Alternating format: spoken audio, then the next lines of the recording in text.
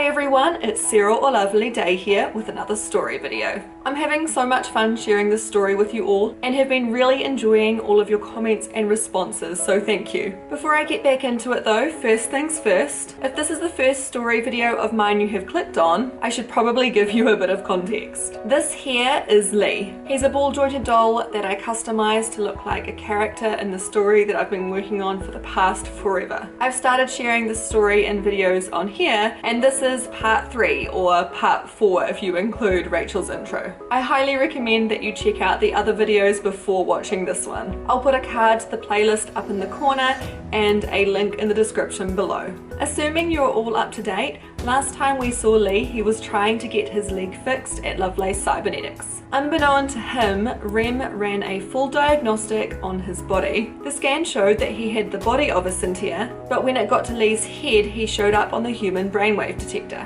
As soon as the brainwaves show up, it's like a switch flips in Rem and Rom. Their total demeanor and attitude towards Lee changes. In unison, they stand upright, turn to Lee, and in a rehearsed tone say, "How can we be of assistance?" Lee just stares at them blankly before again asking them to help fix his leg, because well, duh. He notices the change in their demeanor, but has no idea what caused it. The closer Lee looks at Rem and Rom, the more obvious it is to him that they're not human.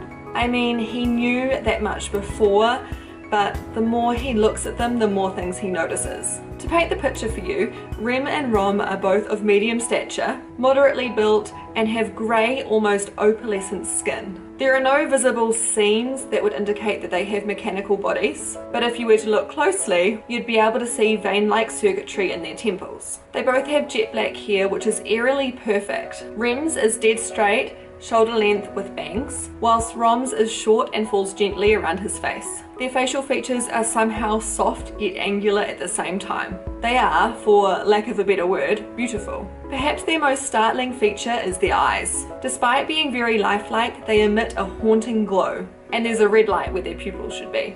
Back to the scene in Lovelace Cybernetics though. Rem is standing back, addressing Lee from afar, whereas Rom is interacting with Lee directly, trying to fix his leg. The pair are working in silence, that is, until Lee notices something. On the back of Rom's neck is a Dynetics logo. Lee has seen it many times before, so he recognizes it instantly. In a moment of panic, his body stiffens, which doesn't go unnoticed by Rom. He turns to Lee to ask if something is wrong. Lee quickly reassures Rom that everything is fine, but then comes to realize that this could be an opportunity for him to get some information. Lee tries asking them what they know about Dynetics. Rem replies without hesitation, but Lee doesn't learn much since she only responds with programmed responses. For example, when Lee asks, "What is Dynetics?" Rem responds with, "Dynetics is a conglomerate corporation that is dedicated to enhancing the lives of both humans and Cynthia." Had to read that one off my phone. When Lee asks, "What does Dynetics do?" Rem replies that Dynetics enhances the lives of both humans and Cynthia. And finally, when Lee asks, "Who controls Dynetics?" he is told that Dr. Vitas Amika is the CEO. Before Lee has the chance to ask any more questions, Rom stands up and states that he's done all that he can. Unfortunately, there's a component that they are missing, and without it, the repairs aren't guaranteed to last more than a couple of days. Rem explains that they can order it in, although this will take a bit of paperwork. Lee butts in and asks if there's another way. Rem goes on to say that there are multiple suppliers in the network, the nearest one being Tribus Hospital. Lee finds out exactly what the part looks like, all the while forbidding Rem and Rom from arranging a transfer. With all the information in hand, with a functional yet fragile leg, Lee thanks the pair and makes his way to the hospital.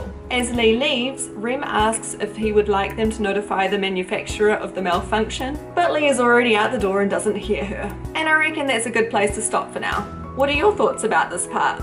What do you think will happen when Lee goes to the hospital? Tell me in the comments below. And of course, if you enjoyed this video, please consider giving it a thumbs up. If you're not already subscribed, I would love it if you joined me here. I upload a new video every weekend on Sundays. Thank you so much for watching. It has been lovely, and I'll catch you in another video sometime soon.